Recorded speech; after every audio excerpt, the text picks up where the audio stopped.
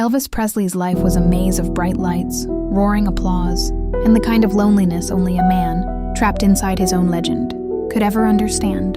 And when people talk about him today, half a century after he left the world, they remember the iconic voice, the rebellious grin, the hips that shocked America. But very few know that tucked somewhere in that complicated heart was a single song he carried like a scar, a song built from a secret he tried all his life to forget. And the story of that song begins far away from the stage, long before fame wrapped itself around him. In the narrow two-room house in Tupelo, where a young Elvis sat, alone at night listening to his mother's soft footsteps, feeling the quiet ache of poverty settling into his bones, shaping the way he would learn to love and lose and hide the tender parts of himself from a world always hungry for more than a man could give. People forget that Elvis was never trained to handle the kind of attention that would later crash into him.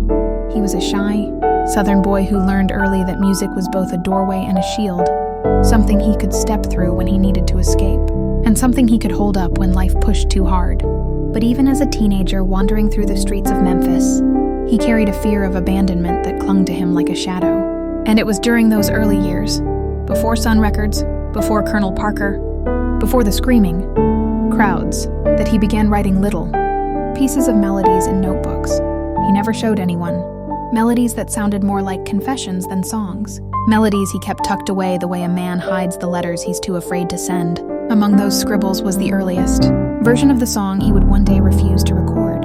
A fragile tune written on a night when his mother, exhausted and heartsick, fell asleep at the kitchen table, leaving Elvis to sit alone with thoughts he didn't quite have words for. A tune about fear, loss, and the sharp understanding that even the people you love most can be taken from you.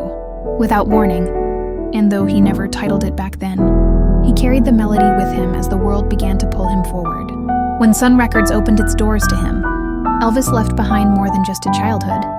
He left behind pieces of himself that were too honest, too breakable, too raw for the hungry lightning he was about to step into. And though the world saw confidence in his smirk and swagger, those close to him knew he was, at his core, a boy terrified of disappointing those he loved. And that fear, more than ambition or rebellion, shaped every choice he made in the years to come. Fame arrived like a storm, loud, sudden, overwhelming. And Elvis, caught in its center, learned quickly that secrets were safer than truths, that vulnerability was something the world admired, only when it didn't feel too real. And so he built an invisible wall around the parts of himself that still felt like that boy in Tupelo, burying the melody of that old song deeper under new music, new pressures, new versions of himself created for cameras and stages and the fans who saw him as a dream rather than a man. But pain has a way of circling back. And when his mother died in 1958, the walls he built cracked wide open, leaving him grieving in a way that stunned even those closest to him. And in that silent, aching space, the melody returned, sharp, familiar, unwelcome. A reminder of the boy he once was, of the fear he could never outrun. And though he hummed it softly during those sleepless nights at Graceland, writing new lines that trembled as he wrote them, he refused to let anyone hear it, refusing even to write the lyrics in full because he knew, deep down, that this song wasn't meant for public ears. It was meant for the boy inside him still calling out for his mother. Over the next 2 decades, as Elvis shifted from revolutionary star to American myth, the song became a private ritual, something he turned to only in the quietest hours of the night.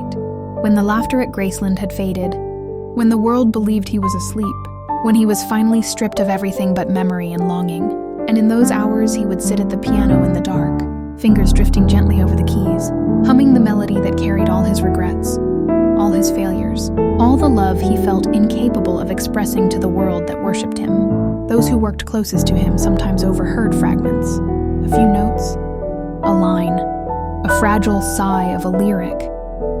But whenever someone asked, Elvis brushed it away with a smile or changed the subject, unwilling to let the outside world take hold of the one piece of truth he still kept for himself.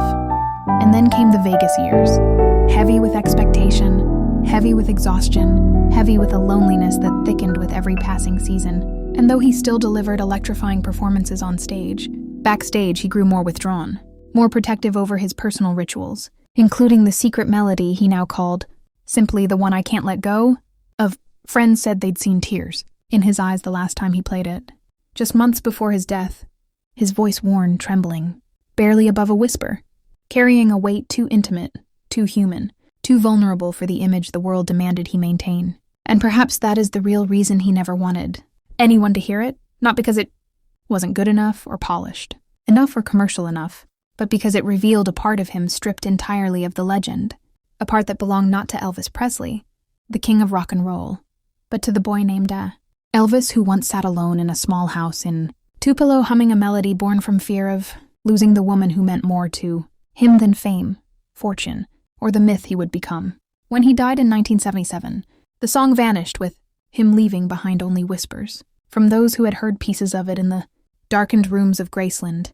And though some have tried to reconstruct it, the truth is that the song was never meant for us. It was meant for the quiet moments when Elvis needed to remind himself he was still human, still fragile, still capable of love deeper than the world ever allowed him to show. And maybe that is why the story of the song lingers today, not because of the melody or the mystery, but because it reminds us that even the greatest legends carry private wounds, private fears, private truths they share with no one. And in a life as public and overwhelming as Elvis's, that secret song became his only refuge, his last unbroken piece of innocence. The only place where he didn't have to be a king or an idol or a miracle, but simply a man longing for a moment of peace. In the end, the song Elvis never wanted you to hear wasn't a masterpiece, hidden from the world or a recording, lost in the archives. It was a confession, a quiet prayer formed in the cracks of a life too big for one man to hold, a melody carrying all the truth he never found the courage to speak aloud. And though we will never hear that song, perhaps that is exactly how he wanted it, because some songs are not meant for the world. Some songs are meant to remain inside the hearts of the people who needed them most. And for Elvis, it was the last piece of himself he refused to surrender, the final reminder that behind every legend is a human being carrying a story, too tender to ever let go.